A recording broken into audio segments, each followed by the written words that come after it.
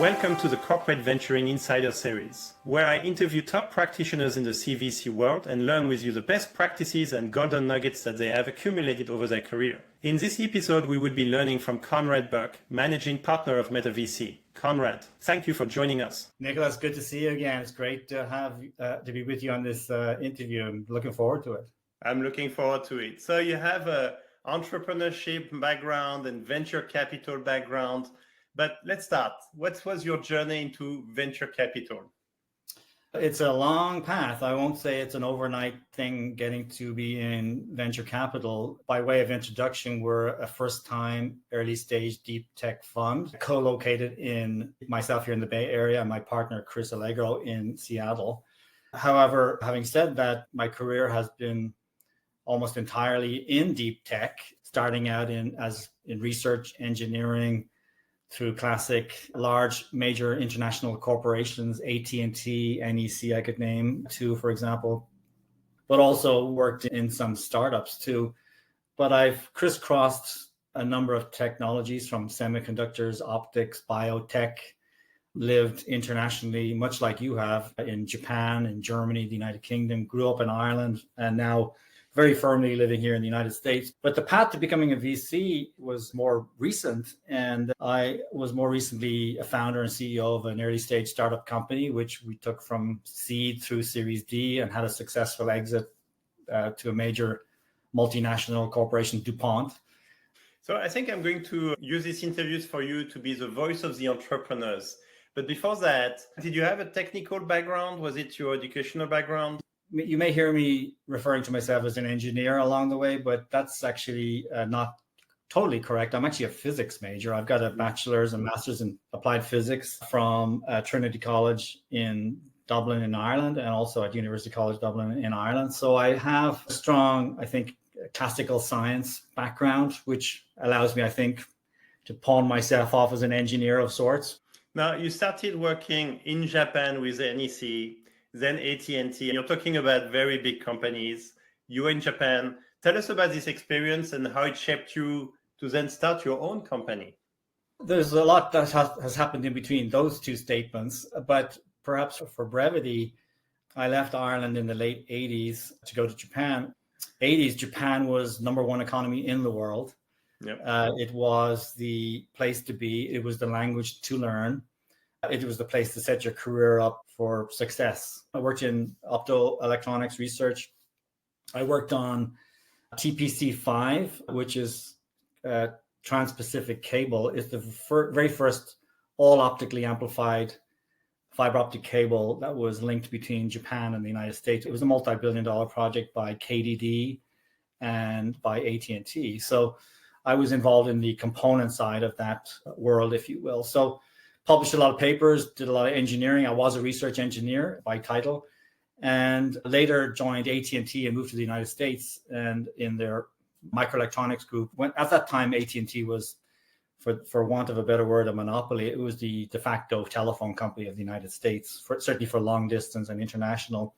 I took a job career with AT&T because at that time it was $7 a minute to call my mother back in Ireland. So as an employee, you get free phone calls. So that to me sounded like a pretty darn good perk and a good reason to join AT&T. Now people would find that kind of humorous because making a phone call is pretty much free. It is. Actually, I used to work in British Telecom where I could use mobile phone calling free everywhere. Yeah, it was a major perk. It's like free food, right? But to continue that, I did go to AT&T, which then subsequently spun out as a company called Lucent Technologies. And I went to Europe to run marketing across Europe, based in Munich for a number of years, and in the UK. And that was designing in and selling and marketing optical components, lasers, transceivers, and so forth into the major telecom equipment manufacturers. And that would have been the precursor to the telecom bubble that we know. I subsequently moved back to the United States.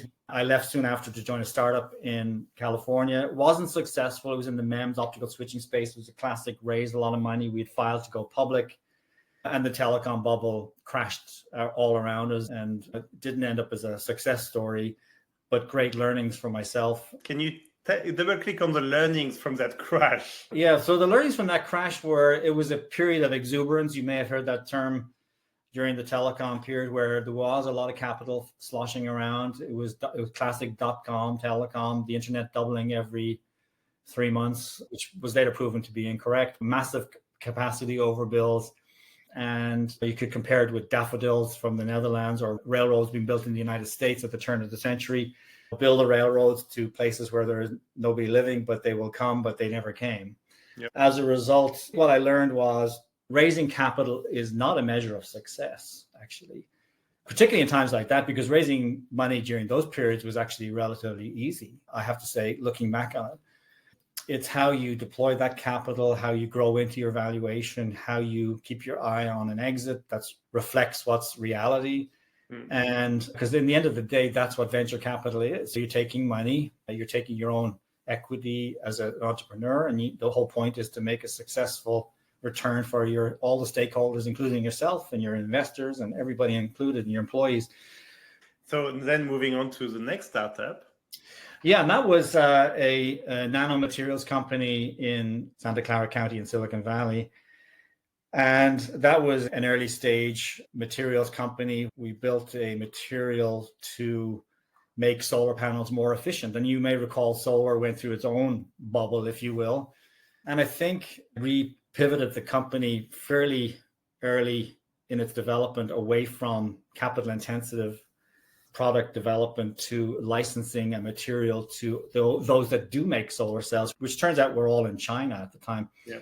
And I do remember going to China on one business trip, one of my earliest ones, where I came back in almost disbelief at the sheer scale of capacity being built in China, almost being ignored, frankly, if I may say, by a lot of my peers in the solar startup space. So I made a decision to reposition the company, not to do that, because we're not going to win there, but actually to go and be nimble and sell the material to these customers to make their products better. And that turned out to be the winning formula, actually.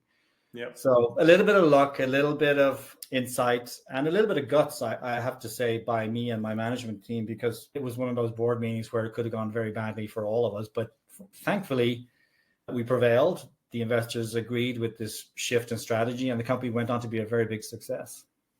I think here you mentioned something about ignoring, but I feel like it was more blind spots from the other companies, not even realizing how China was scaling and ramping up fast.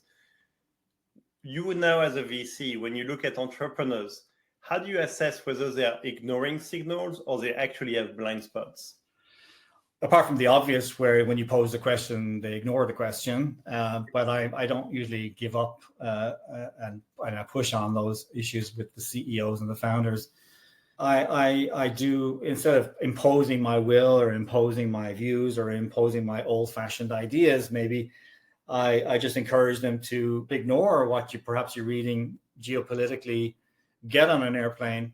Let's use the example of China. Fly to Shenzhen, go visit some companies and just see for yourself and make a determination for yourself what you think is going on, because not everything is reported in the news, and it behooves you to know what's going on. And I don't mean to pick on China, particularly India could be the same thing, or Europe, but there's no other way to find out. You're not going to find it out on Google, and you're not going to find it out buying a $20,000 report online. You have to go there and find out, and you may not like the answer, but you should adapt from that information and reassess if necessary. And because things are not static. Your business plan that you created and you got your seed funding from 6 months or 1 year ago is probably already out of date. But all we can do is encourage, mentor, share whatever we learn, invite them to events that they may pick up things, encourage them to go to this event. It's going to cost you $2,000 on an airplane ticket, but I think you should go. It's worth your while.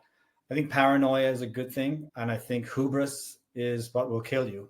Andy Grove is famous for saying the paranoids are the one that survives. That's absolutely right. What we like to invest in is we call it the jockey, the person who's going to ride this horse. It's all about the entrepreneur and the founder. They can be the most brilliant mind.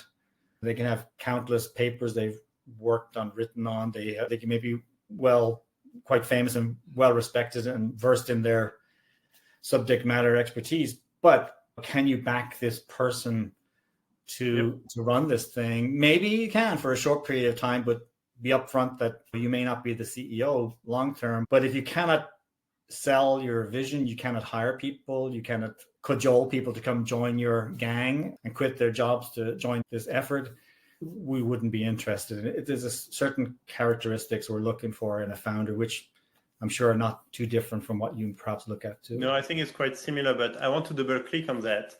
What are these characteristics you're looking for the jockeys, these entrepreneurs that comes to your office as an idea, but still very early stage? He hasn't proven herself or himself. Yeah. I think first impressions are important for me. I admit, I think conviction, they have to have conviction, passion. I know that there's simple words to say, but you can't fake passion and you cannot fake conviction. Yeah, you can't be in the VC business if you can't pick up those signals right away. But I think that's a given. That's a mandatory. No, I really like it. I think that combination for early stage is critical, and that's why the betting on the jockey is a very good analogy versus a horse. Yeah, and it's not for everybody. It's a particular skill set. It's just how we are genetically made up and life experiences that we may have had through our lives. But we believe in you. We think you're going to figure it out. You're going to put your mind and your heart and your soul, and you can sell this vision. I think that's what we will back. So let me ask you a tough question. If you had Conrad at the time starting the startup and you were the VC, how would you have assessed yourself, the younger Conrad? And how would you have maybe advised him on doing something different at the beginning of the startup journey? I did it a little bit later in my career, so I want to say in my early 30s. But I was always a fairly high energy person. I could keep going at things very hard in parallel and wasn't afraid to burn two ends of the candle, as they say. But I think if I can answer it a different way, if I look at myself today, if I tried, I'd certainly would be more efficient. And I think maybe to finish off that question, if I think I can, I think in the success story of my startup in Overlight, which we sold to DuPont, one of many, but one that sticks out that's maybe pertinent to mention here. I hired towards the end of the cycle of the company before we went to our last financing, and then we ultimately got an exit. I brought in a chief financial officer, which we didn't have it up until that point. We had a head of finance, but I brought in, after interviewing very many people, but I brought in a very experienced, if I may say, older, wiser person in years and experience than me as a CEO. And I think he played an instrumental part in the final stage of the company to success. So I think that was also a recognition of bringing in somebody who was really experienced, way beyond my skill set in an area where we needed help. And it ultimately, I think, played an important part in the company's success. That's a very hard change to make. And for most entrepreneurs who start their own startups, that's a very tough one to maybe consider or to execute. And sometimes that transition doesn't happen. So do you have any advice for the entrepreneurs listening in on how to think about it? And if you do want to go that way, to make it work better? Yeah. You put the technology aside for a moment, you put the product, all the hoopla and excitement and the milestones and the successes of the company to date. You distill it down to one single sort of statement that at the end of the day, the only reason we're doing all of this experiment as a collective team of people, and this is very clear in Silicon Valley, is that we all want to make some money for ourselves, for our families, for our livelihoods, for our shareholders, and of course, we also want the success and bragging rights of having sold a successful product to big customers and had an exit of some IPO would be great. But you took venture capital money, you took people's money. The goal is to make a successful return on this investment for everybody, including all the people you cajole to come and join you on your gang. So I think that's a good way to force are you going to be able to take this now to the next very more difficult tasks ahead, because it gets harder. The requirements, the skill set, the board expectations, the shareholders' expectations get much higher, more difficult, more stressful, if I may say. And that can sometimes force, you know what, maybe we do need some help. Let's get somebody who's been around this track a few times already before successfully. And I think that helps. Now, There could be situations where over my dead body, that's not going to happen. But I haven't seen that personally myself, because I think it gets back to the person, the jockey you hired and you've worked with and been alongside, and you've been out to dinner, you've met their wives, you know their kids, you know everything about them, you help them hire. So it's not a difficult conversation to have. It can be, I think it's something you get to know some of these people more than you spend more time with them than your spouse or your children. And also, I think because you mentioned about the soft skills, I think part of that is EQ, openness, coachability that would come across in your filtering process. That's right. And it's like the classic, what's the annual appraisal review in major corporations, which no one likes. I never liked them. I don't think anybody likes them. Employees don't like. So you just give continuous feedback. You don't wait for board meetings. You have regular contact. Right here, how's it going? You got to mentor, you got to encourage, but you got to coach. Don't be hands off. Don't just show up to a board meeting just to hear 20 slides of PDF. Be involved. The board meeting should be more a checkbox more than anything. The board meeting's happening every day of the week. So I'll ask more questions about board member, but I want to talk about, you have an international background. You went to Japan, Europe. I saw you went to the London Business School and then the US. And how would you characterize, especially in terms of venture capital, but also entrepreneurship, the Bay Area? What's so special about the Bay Area? Just the obvious, just the diversity of the people, the percentile of graduate degrees, and just smart people walking around from all parts of the world. Pick a country at your liking from A to Z right now, and chances are the top 1%, there's a handful of them here in the Bay Area somewhere doing something remarkable. And I think having an appreciation and empathy and understanding and interest in other cultures and diversities and peoples and schools, it makes things just move quicker, easier. There's less inertia, and we just get on with the mission. So I think it's a very unique place on earth where you've got this melting pot of brilliance and diversity that can come together and join and do some amazing things. And it makes the job more fun for everybody. The best ideas come out, the most unorthodox ideas. And some of those most unorthodox and crazy ideas are what gives you the breakthrough that you need to be special as a company. So I think you're selling it for entrepreneurs and startups, why they would succeed, which I guess is a magnet for VCs to be around. So tell us a little bit about MetaVC. How do you think about Bay Area versus investing outside? And Yeah, obviously, given the nature of where we're located, there's an obvious epicenter of activity and investment around the Bay Area. But we have investments in Austin, Texas. We've got investments up in Washington State.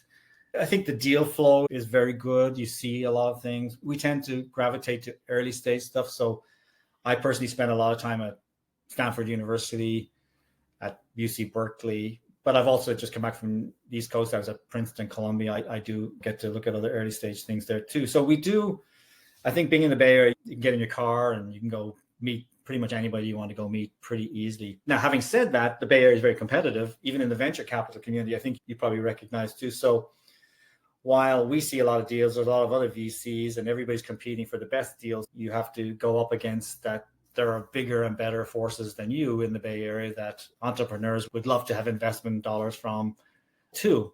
So I think when we think about early stage, you mentioned the value of being close to universities. I think that's true for corporate VCs and VCs.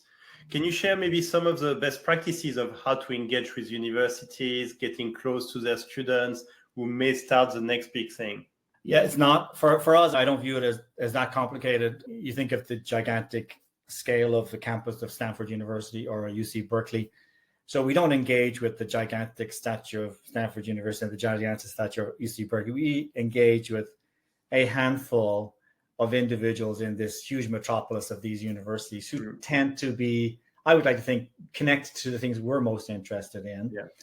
And we've developed relationships whereby they view us as an important resource. So it's a symbiotic situation where they'll give us an early look. We get to know really what's going on before it's ready. It's you molding your way in. It's all about the relationships and you build from that. And we've been building on that not over the course of the 2 years we've been now as a VC, but throughout our career. We've had a lot of this relationship building for years in the making. Yep. No, that makes sense. And I think it's really about which labs or which professor resonate with your investment thesis, your investment scope. Right. That's right. And in the case of MetaMaterials, our name is MetaVC Partners. So contrary to what people might believe where the word came from, it's actually to do with meta materials. And if you look around the world or in the United States for sort of the real gems of metamaterials, they come from places like Duke University, where we've had a lot of good experiences with, from Columbia, from Stanford University. We've seen things out of University of Toronto. And then if you go across the waters, Imperial College in London and places like that, you just start to MIT and Harvard, of course, particularly Harvard when it comes to optics.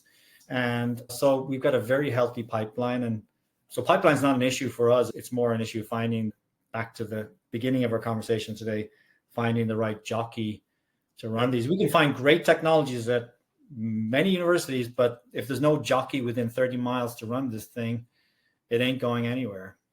Actually, I think this is where you have chosen such a good topic to start a VC, because if you think about venture capital investments, you need to be early, not too early, but early enough to see something very disruptive before it becomes obvious to everyone. Yes. And thankfully, there were some even earlier stage companies than what we're working on now. It's particularly in RF, in antennas and communications. And I go back to Duke University has been a key epicenter for some of those early developments and early funded companies like Echodyne and Pivotal Comware and Chimeta and things like that. But now we're seeing a whole exciting area in optical metamaterials. You mentioned one investment you've also made. Yeah. No, I think I learned about metamaterials when we looked into MetaLens, and to be able to invest in a technology that will disrupt the way optics have been done for 600 years is pretty amazing. It really is. And I can disclose this because it's public information, but one of the 6 investors in our fund is Corning. And Corning is synonymous with optics. It is the ground zero of optical in the world, if not in the United States. I don't want to get this number wrong, but it's at least a 150-year-old company, which is synonymous with Gorilla Glass on the iPhone or various other smartphones, and biggest optical fiber manufacturer in the world. Everything glass, everything optics. So it's not surprising that our relationship with Corning is of enormous value. And I would think they would say the same thing about us in terms of seeing metamaterials as being an enormous disrupting factor in optics in general. And we are on the cusp of capturing some of these, as I think you are too at TDK Ventures. So you give me a really good segue to talk about corporations with corporate venturing. Can you speak to your LPs who are corporates, their motivations to invest in your fund? Because clearly they want something from you they couldn't get by just doing a CVC themselves. Yes, I think we talk to a lot of corporations in our fundraising process, and a lot of them said no, but we did bring in two corporates into our fund. But I should also say some of our startups have benefited from not only in-kind help from these corporates, but also direct investment too, outside of our fund. So there's all sorts of different things. Very nice. Can you speak now, linked to, now it's no longer LP, but co-investors. What do you see as the biggest value when you see corporate VCs investing with you? I think just the industry-wide experience. We have some co-investments with the likes of Sony, for example, Sony Innovation Fund, which is the name of the venture capital group, Applied Ventures, which is the corporate group of Applied Materials. I see you nodding. I know you know them very well yourself, Nicholas. Yep. Just to name but two, but just hugely valuable in terms of market insight. So I think it's just very helpful. I've never seen any downside. It's funny, I still come across sometimes, less now than perhaps a number of years ago, where the viewpoint of, no, I don't think we should have them as an investor yet. Let's wait until a strategic round around Series C or D maybe then, because they're going to learn too much about our startup and they might, there's an anti-competitive situation. That couldn't be further than the truth. Venture capital is going through a little bit of a rough and tumble period here. And I say it more for the Series A and B and beyond stages. Seed is still very strong. We see a lot of seed investments, and there's a reasonable amount of capital still going into deep tech in early stage, seed plus early seed, whatever you want to call it. However, when it comes to Series A and B, we're a little bit more heavy duty capital, particularly with Series B in deep tech. It's tough. It's a tough environment right now to get money from financial VCs, even for the best of startups. Now, what we have seen, thankfully, is that the CVCs, the corporate VCs, they've kept strong. In some cases, they're stepping up and filling that void. That's nice to hear. Now, there's one thing you said earlier, which I wanted to come back to, which was board meetings is every day. It's not actually during the board meeting when you review the board deck. Can you maybe share a bit more about what you mean by that, but also the best practices that come from it? Because I think here, especially for early stage, you're here to be supportive of the entrepreneur day after day. Yeah. Share more, please. Yeah, I think I make myself very available. So there's no formalities. I'm speaking now, if you're an entrepreneur or a CEO, text me, call me. Don't wait to set up an appointment. I don't have a secretary or an admin. Just call me directly, whatever's on your mind. Meet regularly for coffee. I think being a CEO, being a founder, it's the loneliest job in the world. And I recognize that I've done it. It stops with you and you've got nobody to go whinge and whine to. Your employees don't want to hear it. They want you to actually find the solution. Your investors don't really want to know. Your board really doesn't know because you run the company, you're in charge.